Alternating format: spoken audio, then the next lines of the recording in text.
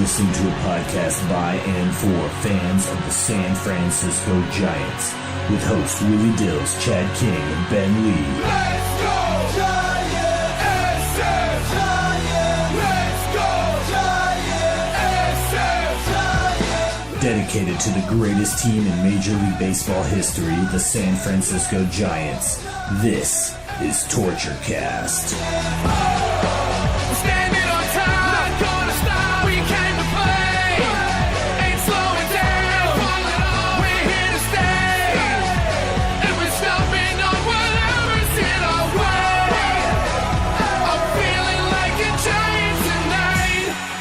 Welcome, everybody, to the TortureCast, the podcast by and for fans of the San Francisco Giants.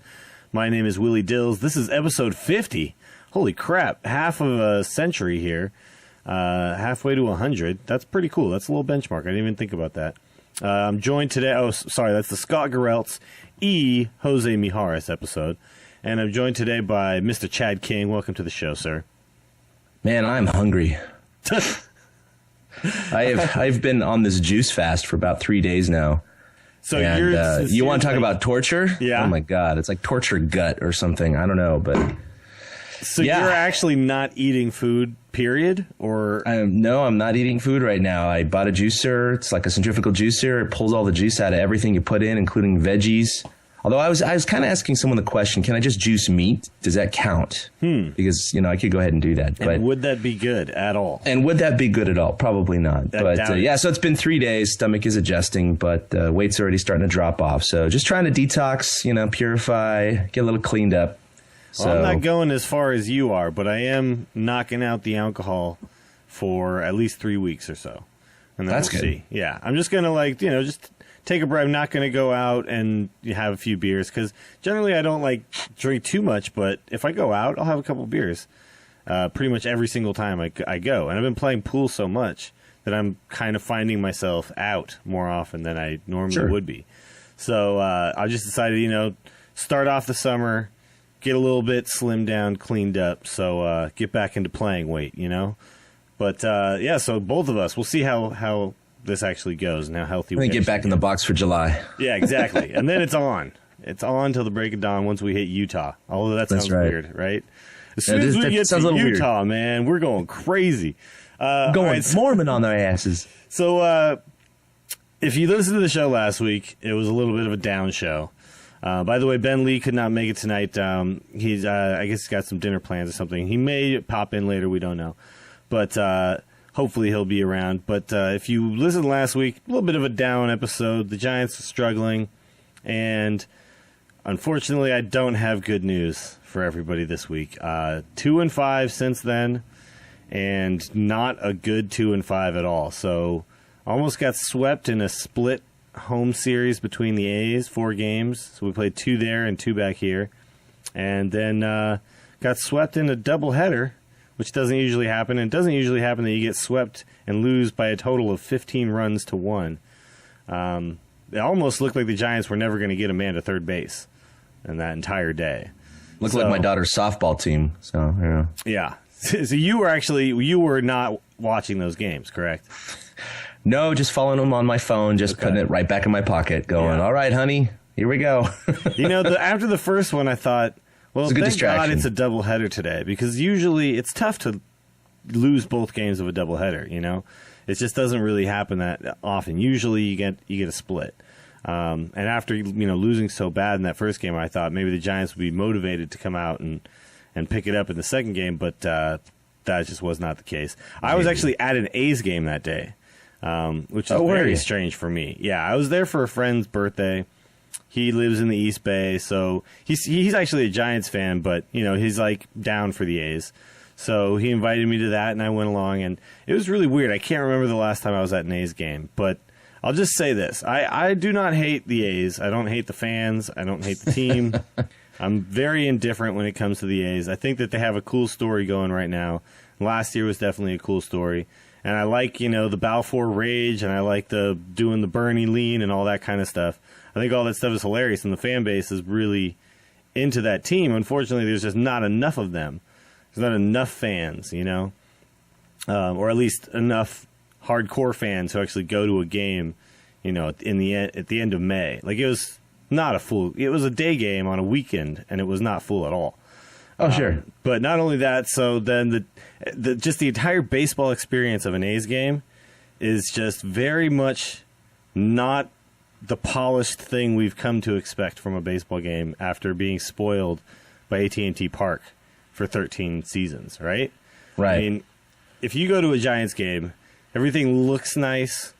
The food is all, gourmet stuff you can get here. I mean, you still get a hot dog, but there's so many options, and there's so much going on, and there's so much to do outside of just watch the game. When you go to the A's game, it feels like you're at Candlestick Park. It's kind of crappy everywhere. The TVs are like old 13-inch, big, thick TVs.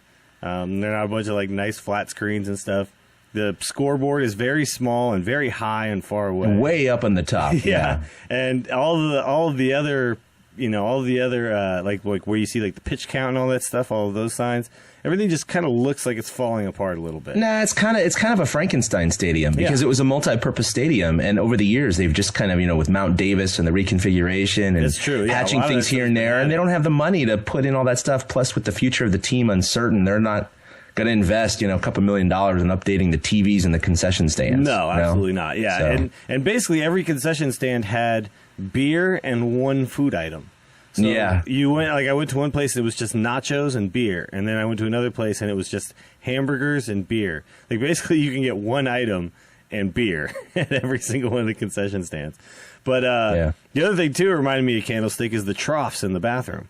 I don't know if you remember those at Candlestick, but that was the thing. I mean, it was just a bunch of dudes elbow to elbow all taking a leak together.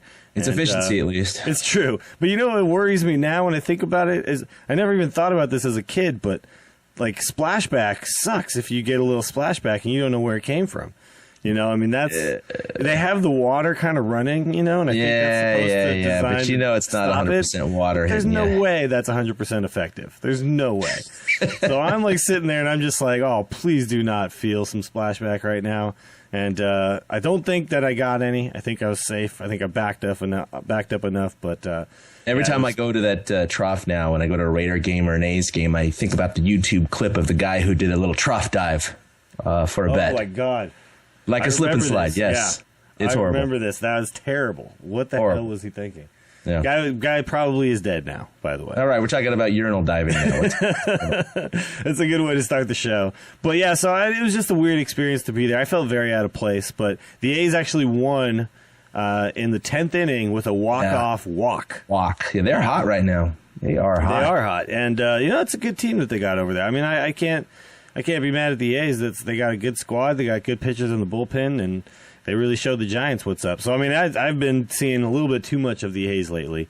But luckily, we don't have to see him again for a while. So, got that out of the way. And unfortunately, we had to go see St. Louis right after. And St. Louis, but also, we're done with them for the year as well. That's true. But St. Louis is unbelievably hot right now. I believe they have the best record in baseball, correct? Yeah, definitely the National League. Baseball. Yeah, all of baseball. Yeah, they have a .667 winning percentage right now. Yeah, they're winning 2 out of 3 games, which is nuts, dude. There's no way they're gonna stay that hot, but that's crazy hot right now.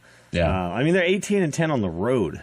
Like, they're just dominating no matter where they go right now. And they've had injuries. They're not like a team where everything's been perfect. The Giants have had more injuries in more key places, but yeah, the Giants just not doing well on the road, and that really has the most to do with it. So, but anyway, let's talk about this what's been going on this last week.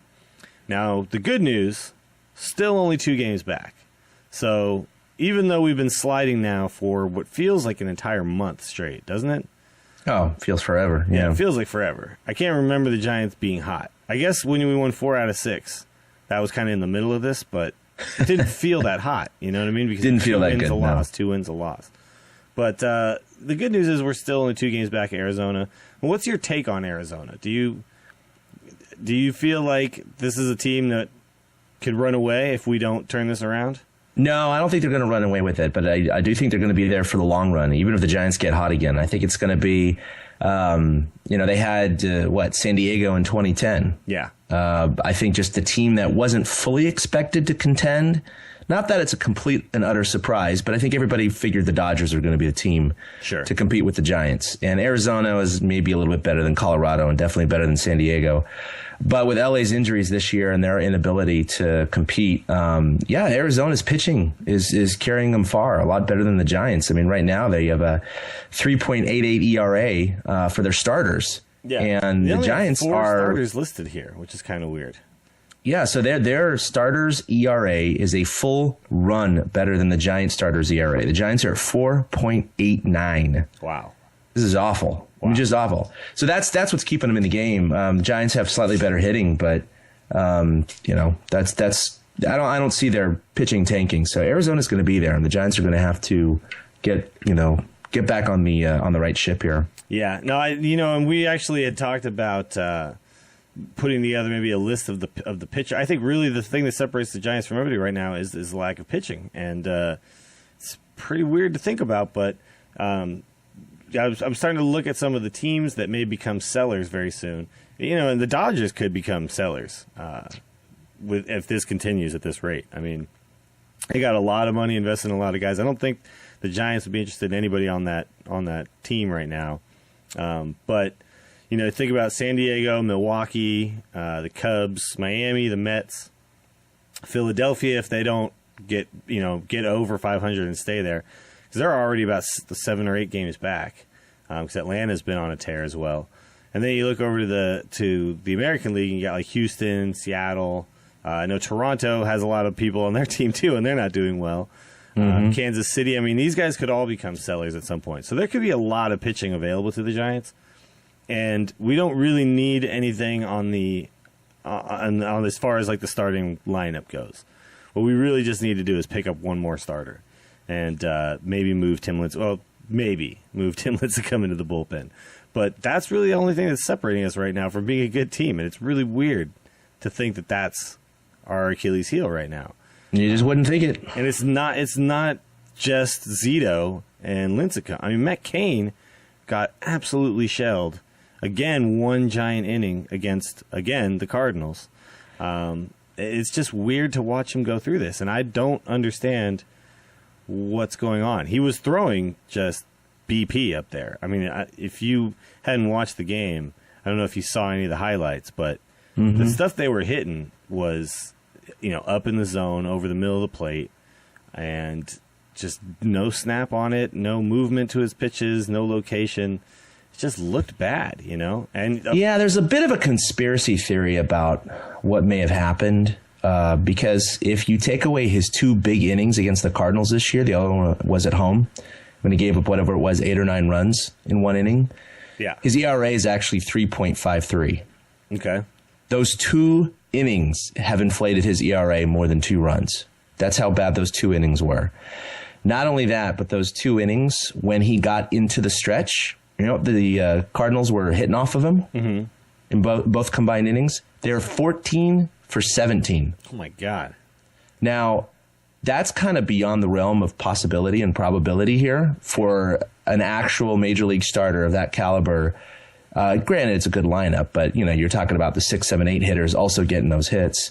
That just... over 2 games, over 2 innings to be 14 for 17. I mean, you get a pitching machine out there and you know what's coming. It's going to be hard to go 14 for 17.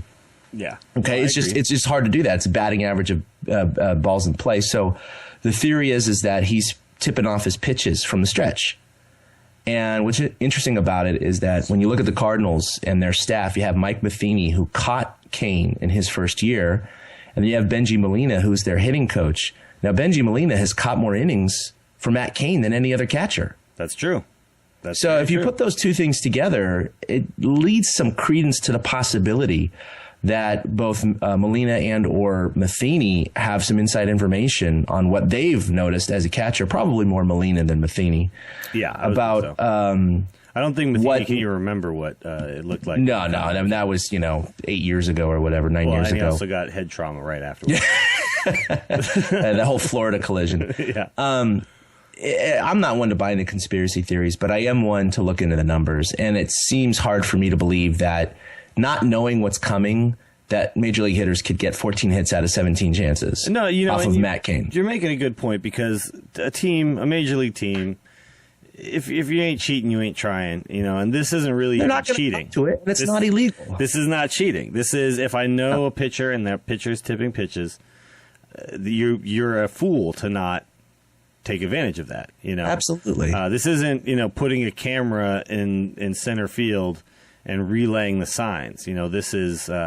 It's not stealing signs from the exactly. Coach, and even if you do steal signs from the coaches, that's okay too. That's all of that is part of baseball. Yeah. This is not the Patriots, and they're like getting the radio signal or whatever from. Right. This is not the same type of thing. So if they do have something on Matt Cain, they would be fools not to use it. But I totally see that this is a possibility. I mean, that absolutely makes a lot of sense. And you talk about Benjamin Lina. That's one of the smartest catchers that you're going to ever find in the game of baseball. And if he knows something, and he's now on the Cardinals, he's going to tell all of those guys. And yeah, I think I would actually like to go back and watch these innings again, see if I can pick something up.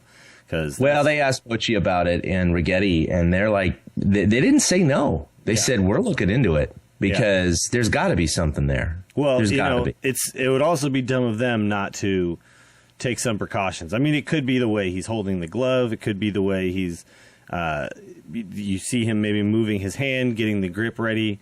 It could be a lot of reasons that they're able to pick up on what pitch he's going to throw next. And it's tough to find those things. There's like the famous thing of who was it? Was it Babe Ruth who would stick his tongue out when he was going to throw the curve or something? I mean, there's a lot of these things that guys don't know what they're doing. And you put a lot of effort into deception and trying to come up with ways to hide what pitch you're about to throw. Yeah. But it's really easy to just make some little tiny motion and give all of that information away. Yeah, they showed the stats, and the Cardinals are batting well under 200 against Cain when he's pitching from the windup. And suddenly they're hitting like 900. Yeah, exactly. From the stretch. Yeah. That's not normal, because you look at the other teams and their breakdown, and the difference, of course, is not anywhere in the realm of that neighborhood. Yeah. So there might be something to that. It'd be interesting to see if anything ever comes out from that. I'm going to go back and I'm going to watch those two innings. I'm going to see if I can figure it out, because I do. You'll crack the case. I'm going to crack this case. Yeah. So let's talk about our date in the press box on Thursday. Nice little win for the Giants in the middle of all of this losing. And thankfully, we got to see it, and we got to see it from the press box. And I showed up a little late. I had to go to work, but you got to go early. And you actually had a nice little historical Giants run-in at the game. So you want to tell everybody about that? I showed up a little early and recognized some people there, and still not quite to the point to, kind of go up and shake hands or what have you. But just serendipitously, I was walking out of the press box, getting onto the elevator, and Vida Blue kind of followed me in and just started a conversation, kind of looked at me. He's all, yeah, how you doing? And I said, pretty good. How are you doing? He's all, no, how you doing? And immediately I was like, all right, I could talk to this guy. He was in a really good mood. And so back in 1996, I had paid. They had, now it's all corporate, but back then you could just be a bum off the street with a couple $100. And I paid to go to this fantasy batting practice at Candlestick Park. And so it's like a 3 or 4 hour experience. You go dress in the locker rooms, you come out, you take BP off of Tito Fuentes off the machine, and Gaylord Perry's hitting fly balls to you and things like that. It was pretty cool. I was warming up with my buddy Dylan down the right field line, and Vida Blue, and he's in his full Giants uniform, comes on over to my buddy and taps him on the shoulder and basically yells at me, come on, throw the goddamn ball, show me what you got. So, of course, I'm all nervous and shaking, and I throw the ball as hard as I can. He gets it. He just looks at me. He's all, what kind of pussy arm was that? He's just talking like that. So, this is an arm. And he fired that sucker back to me. Now, granted, it probably was, 75 miles an hour or whatever. But I didn't expect that from a guy who was in his 50s or whatever age he was back in 96. I have to check it out. And it just killed my hand. I could not believe the velocity at which this old man, quote unquote, old man threw the ball. So anyway, I just shared that little story with him, and he really appreciated it. He said, yeah, 20 years ago I still had it. He's like, I ain't got it now, but But yeah, he was real gracious. And that's really cool. I mean, he's very, very cool. Having a little run-in with somebody who you have a history with, that makes it all the more sweeter. So yeah, it was a nice connection. Yeah. Plus, I wasn't going up to him going, "Hi, Mr. Blue, nice to meet you." It was just kind of a natural conversation that just happened in the elevator. So Vita Blue is a funny guy because you think of him mostly as an A, I think, really, but. He's become a bit of a Giants legend too. He finished his career here and stuff, and he's one of the greats. So that's really cool. That's a really great way to kind of start your day and get excited for being in the press box all day. So, then I got there a little bit later. You went and got some food, and I got there and we sat down, and you tweeted like a madman all day, and I kept score as you did. Account. Yeah, as you did, and. We just, we watched a very interesting ball game. It was a weird pitching performance from Barry Zito. He had 6 walks on the day, and somehow only gave up 1 run and picked up the win. So, what can you say about Zito? I mean, you said it, I think, in your story, and then Bruce Bochy said the same thing. Houdini act by Barry Zito. Yeah, and it was kind of masterful what he did with the stuff he had, and this is something that Barry Zito's kind of figured out how to do, that like a guy like Tim Lincecum doesn't seem to know how to do right now. He can't pitch through his own mistakes, and Barry Zito finds a way, man. It's kind of impressive to watch, but thankfully the offense finally got it going as well. It looked like it was going to be bad all the way around, except for the fact that Zito was no-hitting the A's except for Coco Crisp, who had 3 hits on the day. But the Giants looked like they had nothing going. A.J. Griffin actually did have a no-hitter going through, I think 3 or 4. And then finally we broke through with a hit and then had a nice little 4-run inning. Or was it just 3 runs? I can't remember. I think it was just 3 runs. No, that was a 4-run inning because it was a 2-run double and a 2-run single. That's right. There was vice versa. Two-run hits, basically. So then we got that 4th run, and then they got a run back, and then we pushed one more over with, basically an error. An error. So can't remember the name of the shortstop. Is it Velasquez? No, Rosales. Rosales, yeah. So he had basically 2 errors in the same inning. He went back and he lost one in the sun, a pop-up, and then he overthrew first base, which actually gave us the run. So really, I mean, he gave us that run, and then Romo came in and saved it. So it was like a quintessential Giants win. 5-2, perfect day all the way around. So really looking forward to more of these experiences in the press box, and hopefully a chance to get into the clubhouse and bring you guys some exclusive interviews, because right now we're not getting the clubhouse access. But pretty soon, I think we'll try to make that a reality. We'll try to crack that nut. Yeah, we'll try to crack that nut. But it was a fantastic game. And, anything else you want to share about that, Chad? No, I just hadn't sat behind home plate, I don't think, ever for when Romo was on the mound. And it was pretty amazing to see how much his slider moves in real life. Even though you see it on TV, it's a little bit different when you're behind home plate. And you see the sucker just kind of bend to the right, and these bats just missing it by 4 inches. So, well, it's one thing I really took away from that. It's very impressive the way he just snaps that pitch in there too. And we were talking about Zito had I think 5 strikeouts and 6 walks, so it's like not even a 1-to-1 ratio. And you're saying, like a 2-to-1 ratio or 3-to-1 is good. And you look at Romo, and it's like an incredible ratio of strikeouts to walks, because he just never walks anybody. He just doesn't walk anyone. And with a pitch that moves that much, it's really impressive how much he can control that thing.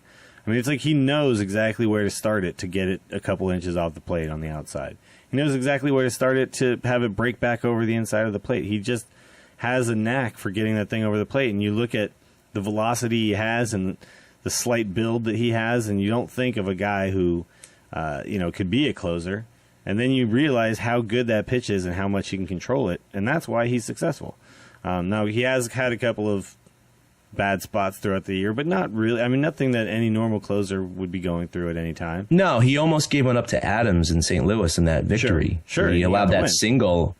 And, Adams is a big, tough left-hander, and he battled him pretty hard, and he threw his slider just far enough outside that was about to catch the corner where he hit it off the end of the bat. Because right when it left the bat, it looked good, but it just wasn't on the sweet spot. So it just ended up being kind of a line drive out to Pence. But it's one of those hits, and Kruko was talking about it on on the broadcast that if that's 1 or 2 inches up on the barrel, it's gone. It's a tie game. Yeah. So, that's always been a little bit of his tendency, and he's definitely gotten better about that.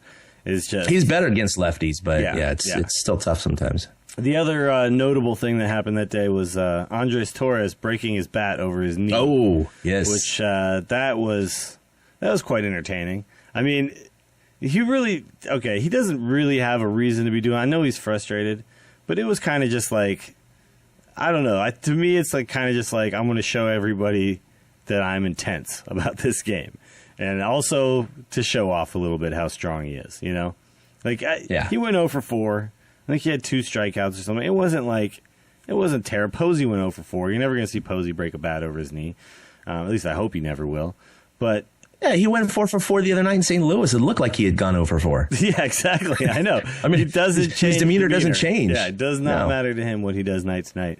But, I guess the one thing you can say, same thing when Brian Wilson, took a bat to the Gatorade dispenser thing, the Gatorade jug, a few years ago.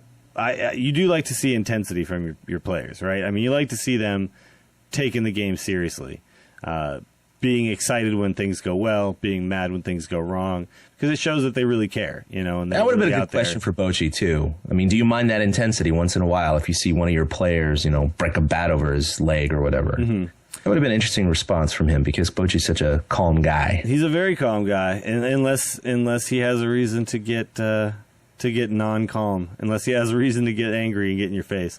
But, I would be...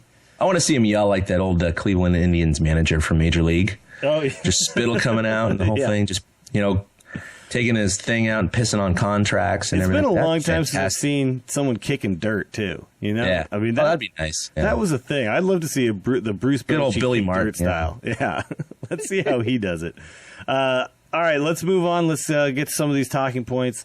Now, we know that the pitching has been horrible. We all know that. We don't need to rehash that. Luckily, Zito and Gaudin have kind of saved the day a little bit. So, Gaudin's performance we have to give a big shout-out to because, he went, 5 innings, 6 innings? Struck out, I believe, 5. Gave up. Yeah, 6 innings, but he only had 79 pitches. Yeah, so he could have gone deeper, but they obviously were thinking, well, we don't want to push this guy too far. And luckily we got those innings out of him because the fact is we had played a doubleheader the day before, and it's always rough on your bullpen no matter how you slice it. Even though we left Kane in and let him just kind of eat it, but we had 2 games in a row with over 7 runs. Obviously your bullpen's going to be a little taxed, and you didn't have Gaudin either of those days. The word was that Lincecum was ready in the bullpen if need be. He was. He had spikes on, and he was down in the bullpen. Yeah, so he would have come into the game had Gaudin struggled, but Gaudin actually came through, and we had talked about a couple episodes prior how big of a find this guy was for the Giants this year. Yeah. And if he can step into the starting role and just buy us some time and actually get us some wins, I mean, this is huge. This could be the answer we need right here. It's pretty obvious to me that we still are going to need somebody at some point, but... Yeah, it's really interesting because there was a debate before his first start, and one start is one start. I mean, we don't know what's going to happen if he starts again. But I do have to say, they said one of the weaknesses of this decision, if Gaudin is going to stay as a starter, is that they lose their long relief guy. And, of course, he's been in a few games this year where he kept the Giants in the game. He put out the fire and allowed the Giants to rally a comeback and win those games. While that's true, I would still rather have a guy that gives you a better start than a guy who comes in with a 5-0 deficit and just holds the tide so you guys can come back and win. Yeah, no, it's true. There's a bit of a difference. There's more value to that, definitely. Yeah. The thing is a lot of times those long relief guys just get used to soak up the innings that too. In a loss. And you still end up losing the game. Obviously, it gives you a chance to win the game, but you still are going to lose that game because the starter struggled, Now, to me, I think if he can prove himself to be actually dependable out there, he may go the rest of the year if we can pick somebody else up and move Timmy to the bullpen. I mean, this is actually, we might as well just move right into it. Yeah. This is the big question. Might as well. Do you move Tim Lincecum to the bullpen? Now, there's actually been Not just us talking about it. We've talked about it obviously on this podcast. A lot of people have talked about it since his performance in the playoffs last year. 1 earned run over, I think, 13 innings or something like that. I mean, that's an amazing performance from a guy who isn't used to being a bullpen pitcher. And what to me it shows is that he's got the type of mentality, he's got the type of stuff that he could do something like that. And we've all seen that he kind of just has one bad inning, right? I mean, that's kind of his weakness right now is he can have these amazing innings still where he strikes out the side and nothing looks like it can be hit by anybody in Major League Baseball. And then the very next inning he goes out there and he can't throw a strike and guys just start railing on him, and it's just, it's just you never know who you're going to get, not even one game to the next, one inning to the next. Now, if you put him in as a reliever, he gives up 2 hits, you just yank him, I mean, you just, okay, fine, we got maybe 1 or 2 innings out of you, you're done. Somebody else comes in. So to me, I mean, it makes a lot of sense. Chad, why don't you read us what Baggerly had to say about it? Yeah, so he kind of got the scoop on this, and there's an anonymous source inside the Giants clubhouse that said that they would turn Lincecum into a late inning reliever, quote, in a heartbeat, if they had another starting pitcher in the system ready to take his place in the rotation. Of course, that's the big caveat right now. No one's talking about Lincecum going in the bullpen right now because they don't have anyone else, and Vogelsong's still on the shelf. Yeah. So that's going to be a decision, maybe later in the season. Yeah, if Kickham had come out and had a great day, we may be already talking about this. This may already have been a reality, but that didn't happen. So what's interesting is that he kind of continues and he asks Timmy, how do you feel about this? And he says, and I quote, "I'm always open. It's just right now I don't want to be open to it," said Lincecum, adding that he's committed to remaining a starter for the rest of the season. Quote, "I'm sure if my career takes that turn, I'm definitely open to changes, especially if it's beneficial to the team I'm playing for." Yeah. That was really interesting at the end. Yeah. I mean, to me, and this is my interpretation, no one else's, it almost seems like he has one foot out the door. Yeah. It's almost like he's fully expecting to not be with the Giants next year. And not that would be a surprise, but it's almost like he's mentally prepared for that. He might be expecting not to be the Giants beyond the trade deadline of this year. And that's possible, too. I mean, who knows what is being talked about. And obviously, his trade value is probably not very high, but it might be one of those situations where you move him, you get some guy who's, I mean, it can't be much worse, right? He can't be much worse than a 5+ ERA pitcher. So even if you get somebody who's struggling on another team, I just see that maybe a fresh start for both guys might be the thing, and who knows who you can get for him, because if another team looks at him and looks at the value he gives you as a reliever, and that's the role they need him for, then maybe maybe there is a place for him. Maybe there is a team interested in taking that risk. So, and you're still talking about a 2-time Cy Young winner, a guy who still has amazing stuff, just needs a change of scenery. Who knows? It's a very common story. A lot of guys, just move to a new team, and that's where they just put it all together for whatever reason. So, I'm definitely not going to put that out of the realm of possibility right now. I think that could definitely happen. But it was definitely telling to hear him say, beneficial to the team I'm playing for. I mean, there was a time in his career he would have said, hey, if it's going to help the Giants win, I'm going to do it, or just help the team win. But he definitely added in the team I'm playing for. Yeah. So we'll see. We'll see how this all pans out. I mean, what do you think? Is it time? Is it time to just make this move him to the bullpen? Maybe he ups his trade value there? No, I don't think you can do it yet. They just don't have the replacement. And Timmy has had a few starts this year where he's looked like the Timmy of old. And I think you're going to get a couple more starts like that this year, but I wouldn't expect any more. I would really encourage everyone who's listening, if you haven't read that article already by Bags, we'll put it in the show notes, go read it, because there's a lot more information in there, including some choice quotes by Tim, by Buster, and even by Jeremy Affeldt, talking about the mentality of a starter versus a reliever. Yeah, that's right. Affeldt said he didn't do well as a starter because of the mentality, because of feeling like he needed to save himself for later innings. And that's something you do not. And Timmy talked about it too. He said when he was pitching in the bullpen in the playoffs, he was just kind of letting it fly and waiting for someone to take him out. It wasn't Pitch till you get taken out. Yeah, he was never looking at the pitch count. He was never thinking about that. He was just throwing the pitches. And yet when he's starting, he says he looks at the pitch count. He knows exactly where he is. He's like, okay, well, now I got to adjust my game. I got to do this. I got to do that to keep my pitch count lower. And that might be actually his downfall mentally. I'm not saying that most pitchers don't do that. Most starters don't do that.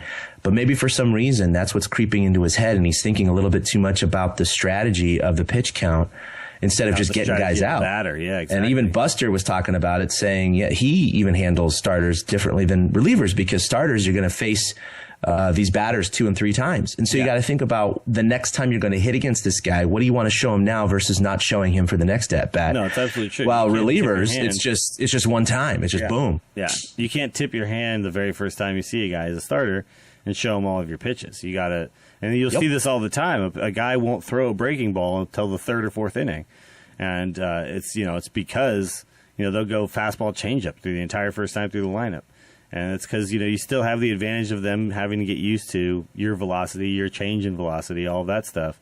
And then the second time through, they've seen that. Now you got to show them something new, and you got to keep them on their toes. So it's very interesting, the whole psychology that goes into the differences between starting pitching and relief pitching. And, this is just modern baseball now. I mean, this didn't used to always be the thing. I mean, guys just used to go out there and throw the entire game every 4th day. They would throw the entire game. Now you just don't have that anymore, and so there is a place that you could move a guy like this to. And when you think about that, your concentration has to be to the hitter, right? So if your concentration is to the screen, if you're looking at the pitch count, and that's what you're thinking about, you can't be as effective as you should be.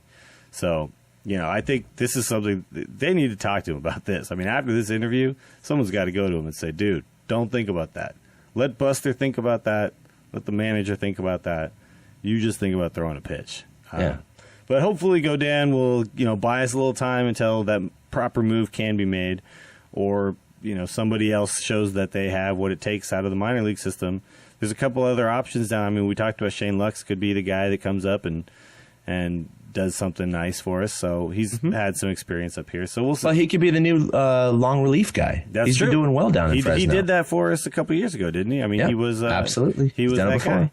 So yeah, definitely he could do it if Gaudin steps into the starting role. So there's definitely some movable parts here, but I think in the end we have to make a move for somebody. It doesn't necessarily have to be a big name, but I think at some point we need to bring somebody else in from another team.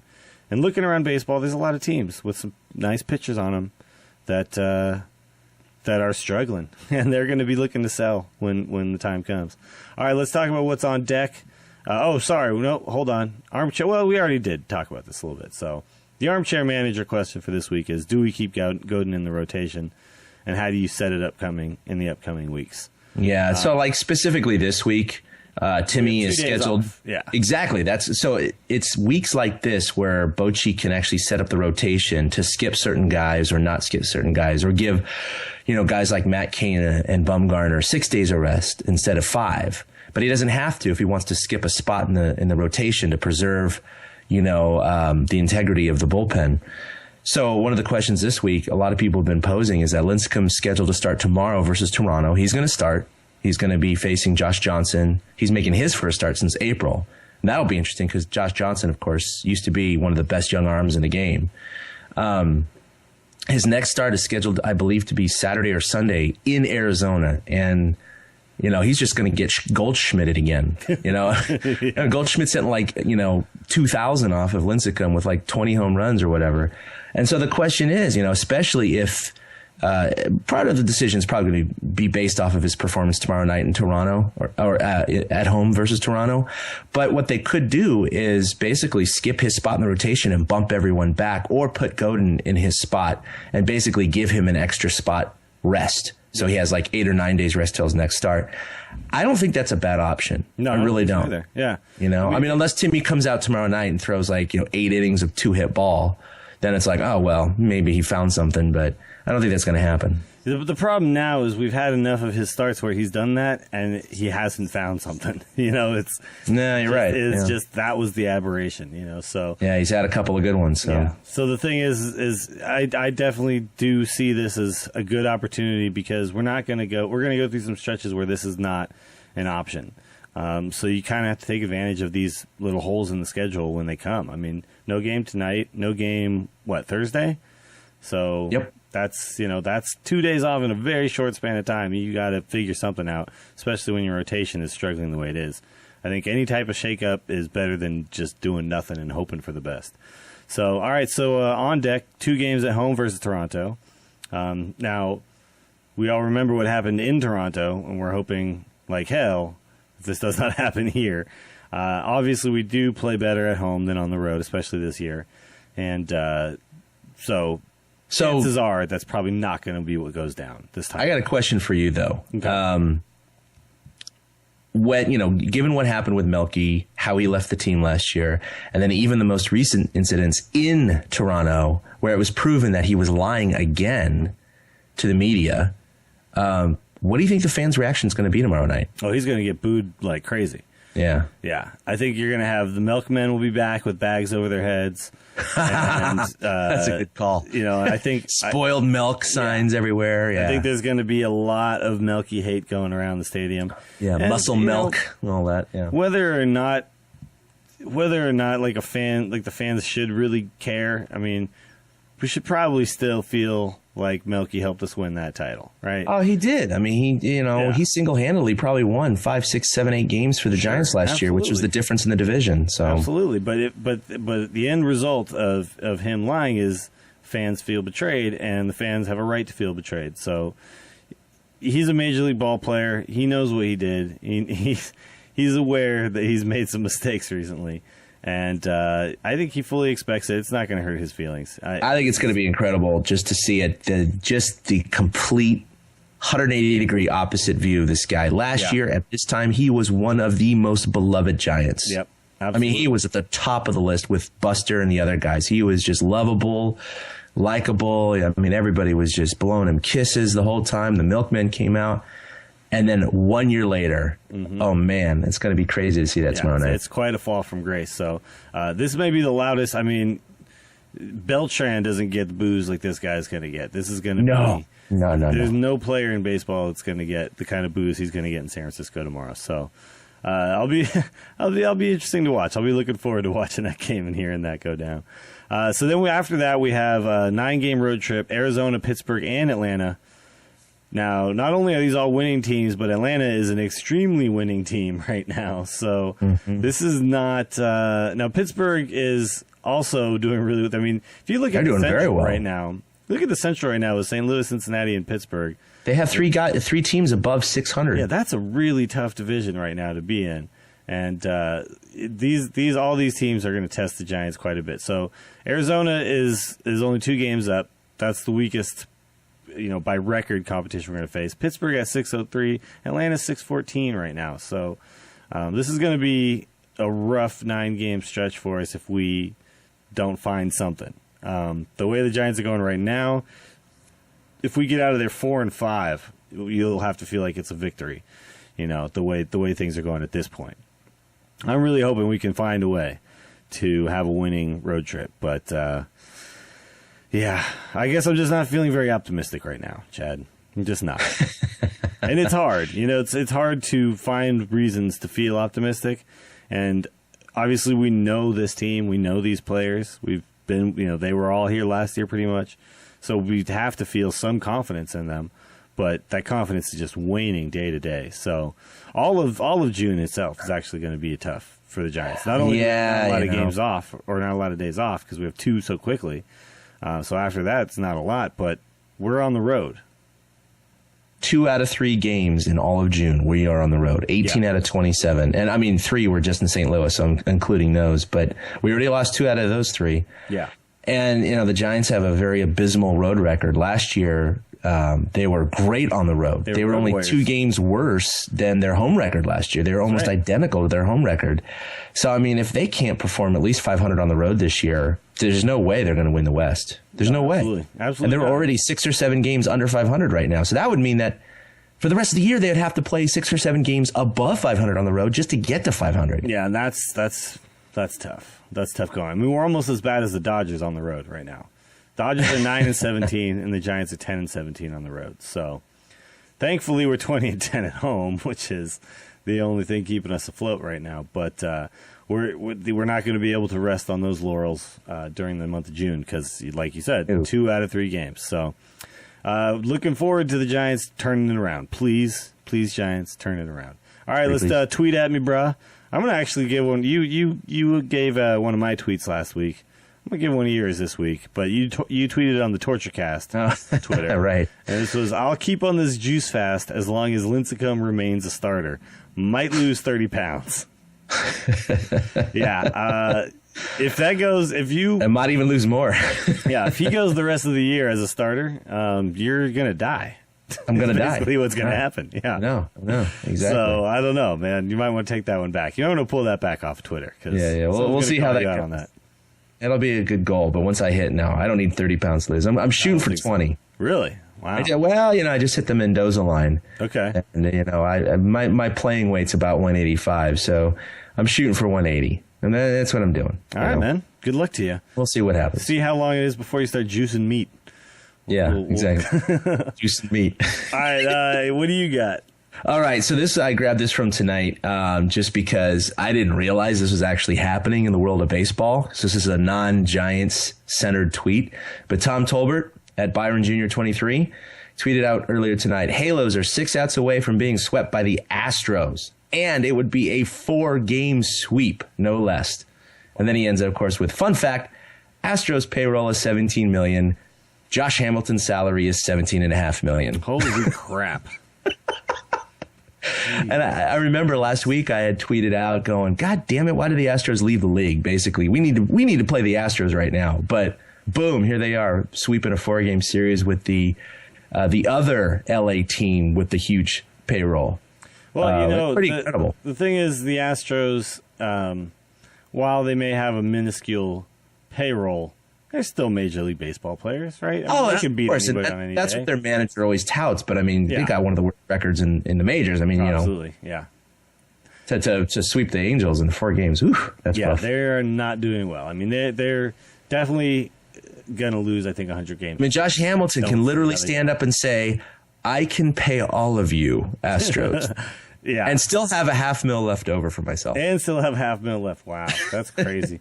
And then you look at like the Dodgers, $216 million. And just to think about that, there's one team that's $200 million more than another team in payroll.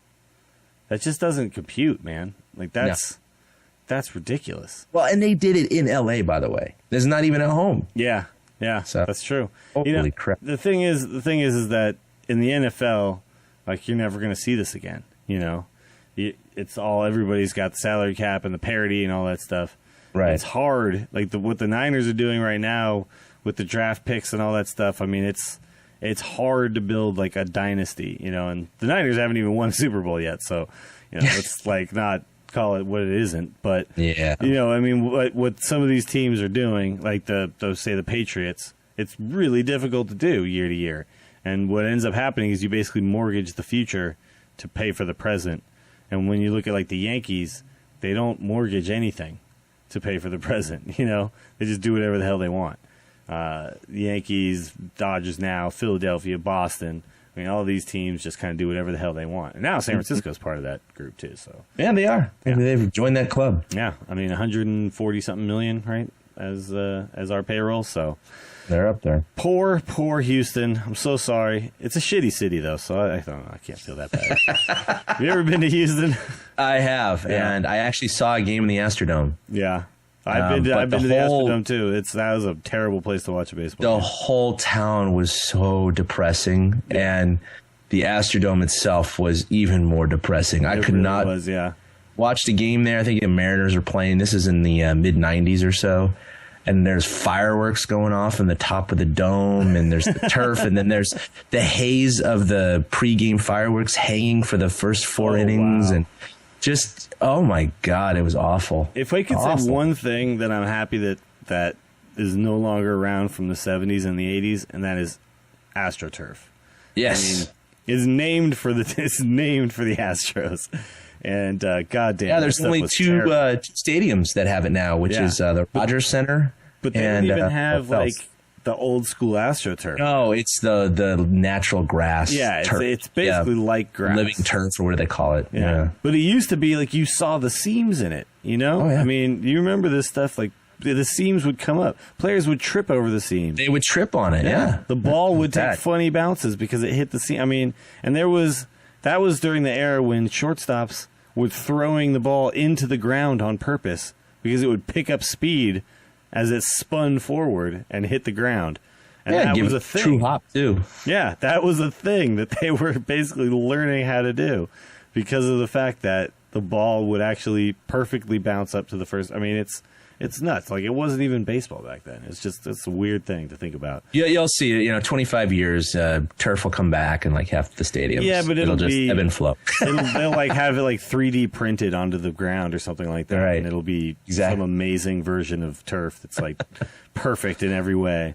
All right, let's move on. Let's talk about our new favorite guys. Chad, why don't you lead us off? Chad. Well, he shares my name, so I'm going with Gaudin. Good for you. Gaudin. I still can't say his name right all the time. Just because I don't know if I'm right or not. God damn.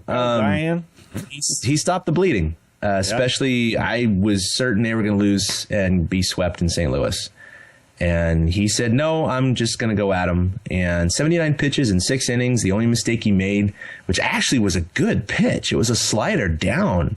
Might have been at the very bottom of the strike zone. And Freese just, he hit it well. He did a good job with the bat, just got it in the first row of the bleachers. But other than that, I mean, he was great. He attacked everybody, only walked one or so. So, yeah, he's my new favorite guy. Hell yeah. I'll agree with that. I'm going to go with...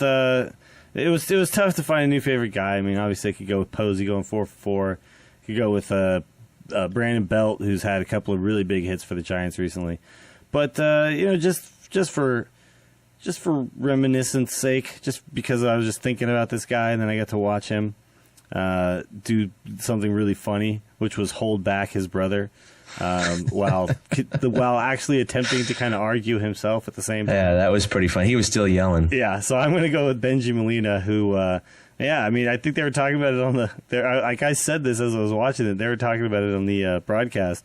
He could play offensive line the way he was blocking Yadier. I mean, he was every move Yadier put on Benji, he seemed to have a backup move for him to keep him away. And, I mean, I haven't heard yet, but Yadier's got to get suspended for that. I mean, he was he'll be he suspended. Was bumping up into umpires. He went crazy there after looking somewhat calm for a second and then suddenly losing his cool. I honestly, I don't blame Yadier because he didn't say anything. He just threw his helmet on the ground. Mm-hmm. And for me, to get tossed that quickly, that was just a little bit overzealous of the umpire right there. So, but Benji, was fun to watch him. Probably the most action he's seen in a while. So, good on you, Benji Molina, my new favorite guy this week. Let's hate on somebody. Chad. All right. So speaking of Yadier, that's who we should hate. In fact, I almost put him in our new favorite guy because if he hadn't slipped out of the box and been thrown out by Crawford, that would have actually put the go-ahead run across the plate. Right. There was a run on third at the time with 2 outs, and so that play actually saved a run. Crawford even talked about it. Yeah. Absolutely. Yeah, and they could have had more. And not only that, but Crawford talked about it. He said that when he was going for that ball, he was only trying to prevent it from going to the outfield. That's all he was trying to do, but he admitted of taking a peek out of the box like he always does, and he saw that Benji or Yadier had a poor jump out of the box. And he said, well, crap, I have a shot at him. So he threw it, got him by half a step. And like you said, Molina reacted probably, and no one knows this for sure, probably to his inability to get out of the box. No, he's just mad at himself. He's just mad at himself. Yeah, he's not mad at the umpire because he's not even turning towards him, but he's a rookie umpire. Yeah. And they were pointing out, it's like, man, sometimes these rookie umpires are just trying to defend themselves, and they're going to have real short fuses because they don't want to be the guy who gets walked on. Well, I think they also want to set a reputation for themselves as someone you don't mess with, early. You want to set that early, and then suddenly you're not going to get that show up kind of stuff. So, but it was ridiculous. I mean, there was no way nobody was arguing with the call. The call was clearly right. He was out. And you're right that Crawford actually, when he dove, he didn't get the ball cleanly. He actually got to his knees and looked for a second and realized I actually do have time to throw this guy out. and launched it from his knees and got him. It was an amazing play, regardless of the fact that Molina's incredibly slow and also slipped out of the box. But, that was one of those, that's very alert play by Crawford, because a lot of guys would just eat that ball and not even attempt that throw. And to be able to get enough on it from his knees like that, it was a great play. Well, as an MVP candidate who gets himself tossed out of the game, he had 2 more at-bats, or his spot came up 2 more times during the game. The backup catcher, Cruz, came in, struck out both times. So there you go. I mean, that was a big impact on that game. And let's face it, the Giants need all the breaks they can get right now. So thank you, Yadier. We love you, we hate you. All right, I'm going to just build on yours, and I'm just going to hate everybody who plays or is associated with the St. Louis Cardinals. Because screw those guys. I mean, really, you guys are just whatever. I just don't care. I don't care about anybody on that team anymore. I don't care if they're good guys or bad guys. I just hate them all. And because they just suck, dude. They really suck. Just kick a team when they're down. Why don't you? All right, that's enough of that. We don't need to talk about the Cardinals ever again this year. So it's really weird. My wife's dad's side, they're all from St. Louis. He was born and raised in St. Louis, and all of them are huge Cardinals fans, except for my father-in-law. He has now been a Giants fan for 30 years. It is true his number 2 team is still the Cardinals, but his Giants are definitely number 1 in his heart. His sister lives right near Mike Matheny, or at least did here, and was his private masseuse for many years, and I don't know if she still is or not. So they had that connection. And so when Matheny was with the Giants, my father-in-law actually got quite a bit of gear from Matheny that he would send via his sister, and then she would dish it out. So basically, my household has actually received a Mike Matheny signed jersey and a Giants cap from him from back in the day. Awesome. So we still have those little keepsakes in the house somewhere, but yeah, it's really weird to see the father-in-law root for the Giants against the Cardinals, even though the rest of his family is going for the Cardinals. So. Well, my stepdad's a Cardinals fan as well. There's a lot of Cardinals fans out there. I mean, that's a team that's got a lot of history, and they're all so nice. And I get it. But the thing is, right now I hate them. And the good news is we don't have to see them again. It's okay to hate. For the rest of the year. So we're done with them. Don't have to worry about them until it's playoff time. Yep. And hopefully we have the opportunity to maybe worry about them once that time comes. Which brings us to why we will win it all. And normally we're very upbeat during this portion of the show. I noticed this by both of us. Yeah, but I'm looking at these. And I'm thinking, no. Chad, what do you say? Why will we win? Why will we win it all? Well, we won't if the starters don't shape up. Yeah. I mean, that's it. It's done. We're third to last in starters ERA, and we're more than a third of the way through the season. So that's it. Yeah. I mean, they don't suck it up. That's it. We're done. Yeah, you don't go to the playoffs. You don't win the World Series with a bad rotation. You just don't. And hasn't happened. I can't think of a single team that had a bad rotation and somehow was able to still win. It just doesn't happen. So you're absolutely right. And I'm going to go ahead and say, I'm not feeling it right now. Right now, I just do not think the Giants are going to win it all. And normally, no matter how dire the situation may be, I mean, even in 2011, the worst offense, historically bad offense in all of baseball, we were still talking about why we're going to win it all every single time. And right now, I mean, this is as bad as I've seen the Giants play in a really long time. I mean, you talk about the Toronto series, the 2 games in Toronto, where that might have been the worst we've seen the Giants play. And we just saw the Giants just get absolutely owned in a doubleheader against the Cardinals. And nothing that's going on right now is giving me a lot of hope. So, silver lining, we didn't talk about this, but after 57 games last year, they were 32-25. So that's 2 games better than they are now. Not a huge difference, but obviously it's been a huge slide in the last 2 weeks. Yeah. But they were also 4 games back of LA. Right now, they're only 2 games back of Arizona. So relative to last year, we're still in slightly better position in terms of the standings. So absolutely. I mean, looking at silver linings here. Yeah. The good news is that I don't think it can get much worse than this as far as how the Giants are playing. I don't think we're going to see worse play from the Giants. It just feels to me like it has to get better. I'm knocking on wood right now. It has to get better, right? It has to. All right, that's going to do it for episode 50. That's a pretty big milestone, 50 episodes. It took us a little over 2 years to do it, but hey, not too shabby, right? I mean, we pretty much adhere to baseball season, so All right, so thanks everybody for listening. If you want to follow us on Twitter, you can follow all of us collectively at TortureCast. You can follow each one of us individually. Chad is at ChadK21, Ben is at Fried Duck, and I am at Willie Dills. You can also visit our blog, TortureCast.com. You can go to our Facebook, like us there, donate using PayPal, go to iTunes, leave us a review if you like the show. I notice we've been getting a lot of new listeners, but I'm not seeing a lot of new reviews, so if you're out there, go hit up iTunes, leave us a review. It would be very helpful to us, and it'd also just kind of make me feel good. So just do it, all right? Just do it. Let's see what else. YouTube. Chad, you were so smart. You got us onto YouTube recently, so you can also find us there. And there's a lot of cool videos on there if you want to see some of our interviews with the players at the beginning of the season. Maybe feel a little better when we were all still feeling good about this year. You can go to that and check those out. And, yeah, we'll see you guys next week when hopefully the Giants have swept the week and we can all talk about how amazing the team is again for episode 51. Again, for Chad King, my name is Willie Dills. Thanks for listening to episode 50, the Scott Garrelts Jose Mijares episode. We'll see you next time. Boom. A big thank you to everybody for listening to the TortureCast, the podcast by and for fans of the San Francisco Giants. Follow us on Twitter at TortureCast. You can also like us on Facebook or check out our blog at TortureCast.com. I also want to say thank you to Ashcon and Bailey for letting us use their song Feeling Like a Giant for our intro.